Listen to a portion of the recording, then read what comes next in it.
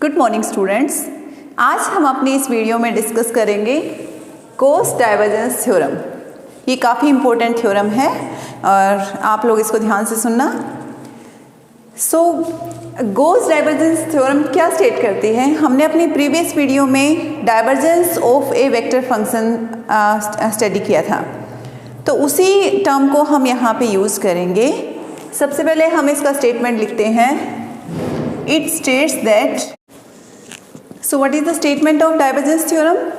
It states that the volume integral of the divergence of a vector field taken over any volume V is equal to the surface integral of normal component of vector A taken over the closed surface S surrounding the volume V। क्या कहना चाह रहे हैं ये? अगर हम इस चीज़ को एक डायग्राम की हेल्प से समझें तो हमारे पास एक सरफेस है S, ओके, ये एक क्लोज सरफेस है S, और इस सरफेस ने अपने अंदर जो वॉल्यूम इनक्लोज कर रखा है that volume is V, so volume V, और S इज सरफेस एरिया। तो इस S सरफेस ने अपने अंदर एक V वॉल्यूम इनक्लोज कर रखा है। अब गॉस डाइवर्जेंस थ्योरम क्या कहती है कि हम अगर volume integral of divergence of a vector field हम लेके चल रहे हैं यहाँ पे एक वेक्टर फील्ड A, तो इस वेक्टर फील्ड के डाइवर्जेंस का वॉल्यूम इंटीग्रल, ठीक है, और ये वॉल्यूम इंटीग्रल कहाँ है? Over any volume V। तो जो ये एरिया यहाँ पे इस S सरफेस के अंदर जो V वॉल्यूम इनक्लोज्ड है, इस V वॉल्यूम के अलोंग इस A वेक्टर का डाइवर्जेंस का वॉल्यूम इंटीग्रल किसके इक्वल होगा? The surface integral of normal component of vector A। Vector A के नॉर्मल कंपोनेंट का सरफेस इंटीग्रल मीन्स इसके सरफेस पे जो नॉर्मल कंपोनेंट है उसके अलोंग सरफेस इंटीग्रल। तो हम कहते हैं वेक्टर A का सरफेस इंटीग्रल, और वो सरफेस इंटीग्रल कहाँ पे है? Taken over the close surface S surrounding the volume V। ये सरफेस इंटीग्रल कहाँ पे है? ये इस क्लोज सरफेस S पे, जो क्लोज सरफेस आपके V वॉल्यूम को इनक्लोज कर रहा है। ये दोनों टर्म्स इक्वल होंगी। क्या होगा? कोई भी यहाँ पे एक वेक्टर फील्ड है A, इस वेक्टर फील्ड के डाइवर्जेंस का वॉल्यूम इंटीग्रल इस कंप्लीट वॉल्यूम के अलोंग इक्वल होगा इस वेक्टर का सरफेस इंटीग्रल, और सरफेस इंटीग्रल किस सरफेस के अलोंग है? जो सरफेस इस V वॉल्यूम को इनक्लोज कर रहा है। This is statement of Gauss divergence theorem. अब हम इस स्टेटमेंट को प्रूव करते हैं। उसके लिए सबसे पहले हम क्या करेंगे, अपना जो ये कंप्लीट वॉल्यूम V है इसको हम छोटे छोटे सेक्शंस में डिवाइड कर लेते हैं। तो हमने क्या किया, यहाँ पे इस V वॉल्यूम को स्मॉल यहाँ पे पार्ट्स में डिवाइड कर लिया।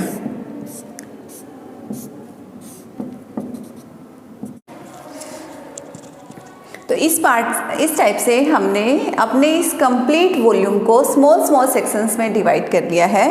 एक सिंगल यूनिट को मैं यहाँ पे आपको डार्क फॉर्म में दिखा रही हूँ, बाकी मैं यहाँ पे इनको डॉटेड फॉर्म में दिखा रही हूँ।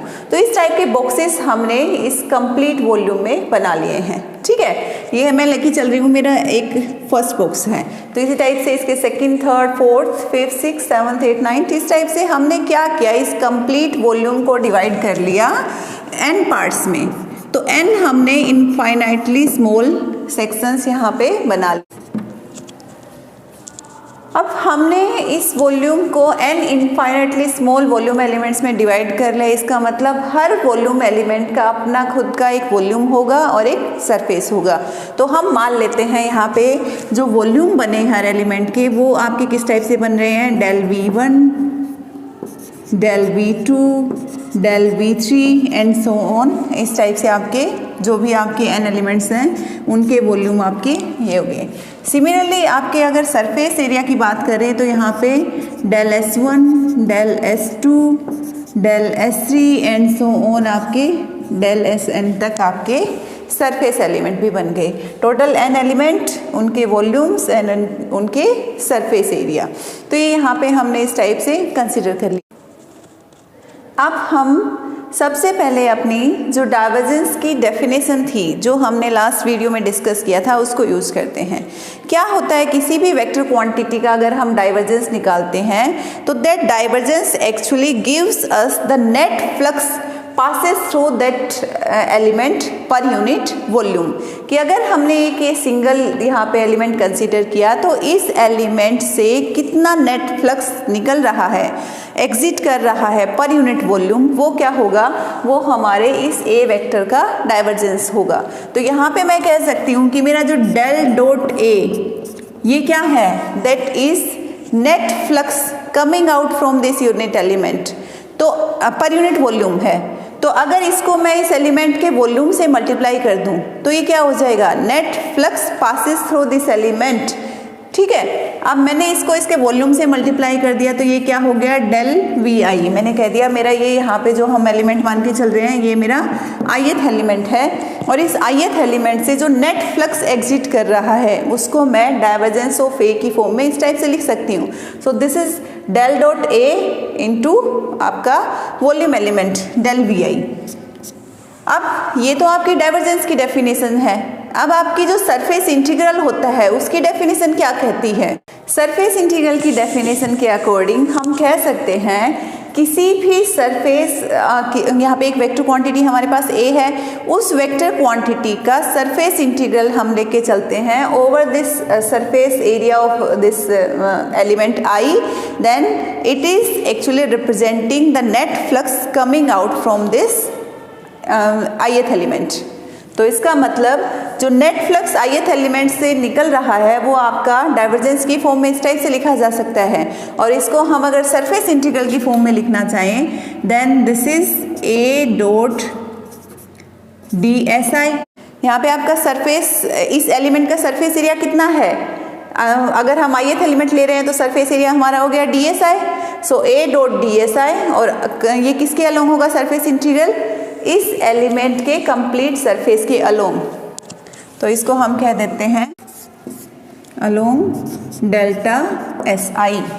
जब डेल्टा वी आई वॉल्यूम लिया हमने, जब ith एलिमेंट लिया वॉल्यूम हमारा डेल्टा वी आई था, और जब हमने इसका सरफेस इंटीग्रल निकाला तो वो किस सरफेस के अलोंग है, डेल्टा एस आई। तो by the definition of divergence of a vector quantity and with the physical significance of surface integral of a vector quantity, हम इन दोनों टर्म्स को इक्वेट कर सकते हैं। तो यहाँ पे हमारे पास ये दोनों टर्म्स इक्वल आ गई हैं। अब ये क्या है एक्चुअल में, ये हमने जब ith एलिमेंट कंसीडर किया था तब की बात कर रहे हैं। अब हमारे पास यहाँ पे एलिमेंट तो n है, तो अगर हम 1 बाय 1 सारे एलिमेंट्स को कंसीडर करें और सभी एलिमेंट्स का जो हमारे पास पार्ट आता है उसको ऐड अप करें तो लेफ्ट हैंड साइड और राइट हैंड साइड में हम कैसे इसको कर सकते हैं, हम यहाँ पे यूज़ करेंगे summation i equals to 1 to n, क्योंकि टोटल एलिमेंट हमारे पास कितने हैं, n delta a divergence of a delta we I equals to, right hand side में भी आपका summation i equals to 1 to n this surface integral along this delta S I surface a dot D S आई।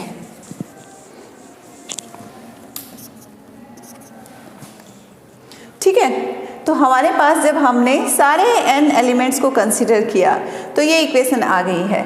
अब इस equation में हम अपना left and right hand side 1 by 1 करके discuss करते हैं। सबसे पहले हम लेफ्ट हैंड साइड को लेके चलते हैं, तो ये आपकी हम कह देते हैं दिस इज फर्स्ट इक्वेशन, जिसको कि हमें प्रूव करना है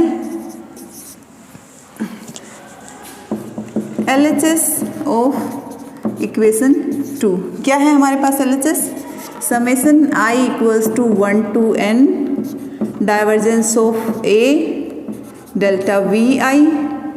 ठीक है, ये है हमारे पास इसका ये लेफ्ट हैंड साइड हमारे पास ये है। अब इसमें देखो ये क्या है, दिस इज एक्चुअली जो डाइवर्जेंस की बात कर रहे हैं तो हम क्या बात कर रहे हैं, हम कह रहे हैं कि जो नेट फ्लक्स किसी भी ith एलिमेंट से निकल रहा है। जब हमने समेसन किया तो हमने सारे एलिमेंट्स के जो फ्लक्स हैं उन सबको टोटल कर लिया कि कंप्लीट यहाँ पे भी वॉल्यूम में जो फ्लक्स निकल रहा है उसको हमने एडअप कर दिया।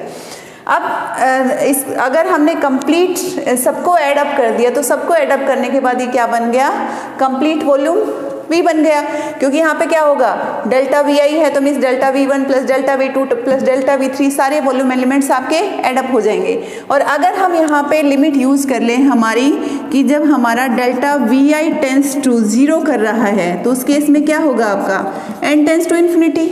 हमने क्या किया, वॉल्यूम एलिमेंट को श्रिंक कर दिया, छोटा कर दिया, और जब वॉल्यूम एलिमेंट हमारा n टेंस टू इन्फिनिटी कर रहा है, सॉरी, जब वॉल्यूम एलिमेंट हमारा 0 को अप्रोच कर रहा है उस टाइम क्या होगा, हमारे नंबर ऑफ एलिमेंट्स इंक्रीज हो जाएंगे, क्योंकि वॉल्यूम एलिमेंट श्रिंक हुआ, छोटा हुआ, तो नंबर ऑफ एलिमेंट्स हमारे पास ज़्यादा होंगे। जितने छोटे छोटे पार्ट्स में हम डिवाइड करेंगे उतने ही हमारे n की क्वांटिटी ज़्यादा होती जाएगी।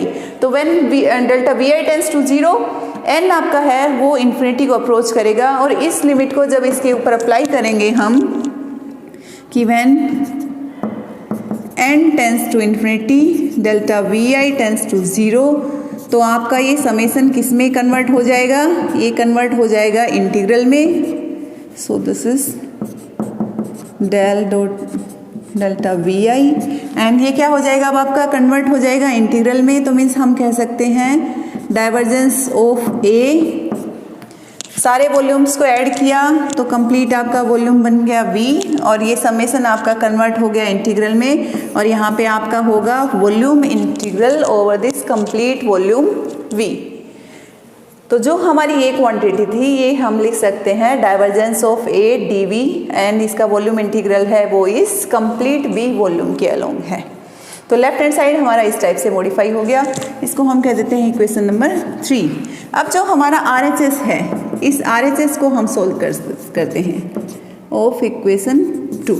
RHS क्या है हमारे पास, RHS है summation I equals to 1 to n delta SI A dot TSI। अब इसको समझते हैं। देखो सबसे पहले हम एक सिंगल एलिमेंट को लेते हैं। ये सिंगल एलिमेंट या फिर हम कहें ith एलिमेंट का जो सरफेस इंटीग्रल है वो क्या बता रहा है कि इस ith एलिमेंट से कितना नेट फ्लक्स बाहर निकल रहा है। उसके लिए हम किसी भी एक सरफेस को कंसीडर कर लेते हैं। हमने कहा कि इस वाले सरफेस को कंसीडर किया, ये ith एलिमेंट था, और ये जो राइट साइड है मेरा, मैं इसको डार्क कर देती हूँ अभी,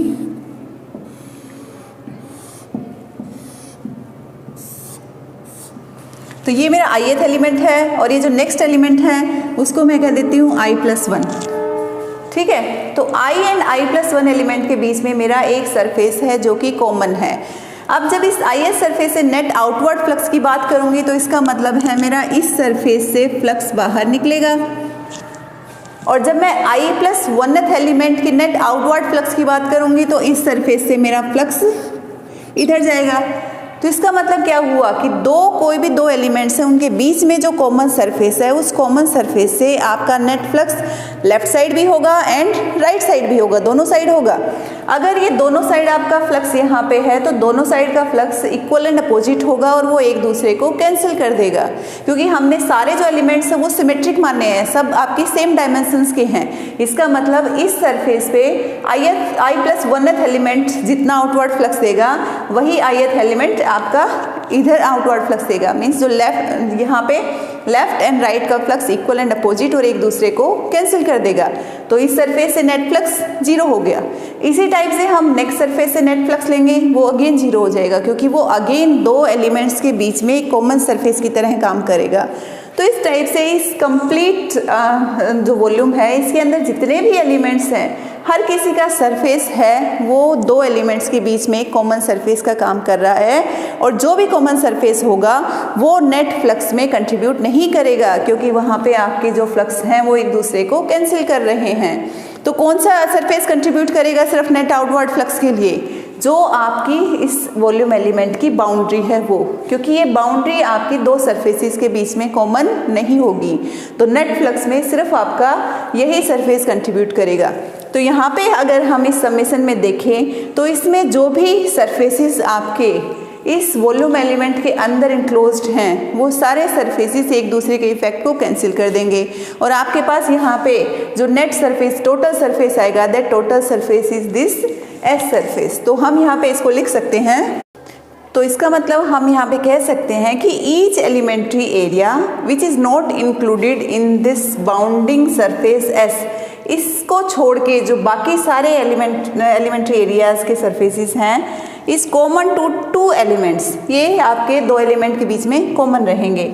and the outward flux of two neighbouring volume elements through common surface are equal and opposite.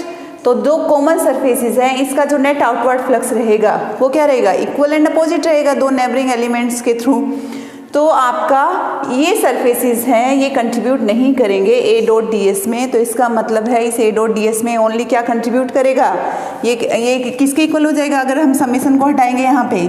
So this is equals to, हम कह सकते हैं यहाँ से आपका summation I equals to 1 to n integral del S I A dot D S I equals to जो आपका close surface S है उसके अलोंग जो आपका सरफेस इंटीग्रल है इसके इक्वल हो जाएगा।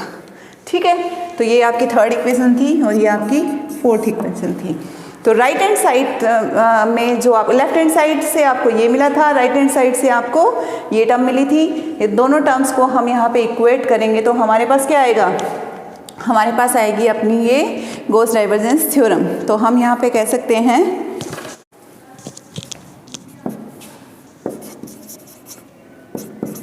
फ्रॉम इक्वेशन 3 and 4 हमें मिलेगा divergence of a vector quantity का जो वॉल्यूम इंटीग्रल है वो किसके इक्वल हो जाएगा, एस क्लोज सरफेस एरिया के सरफेस इंटीग्रल के अलोंग।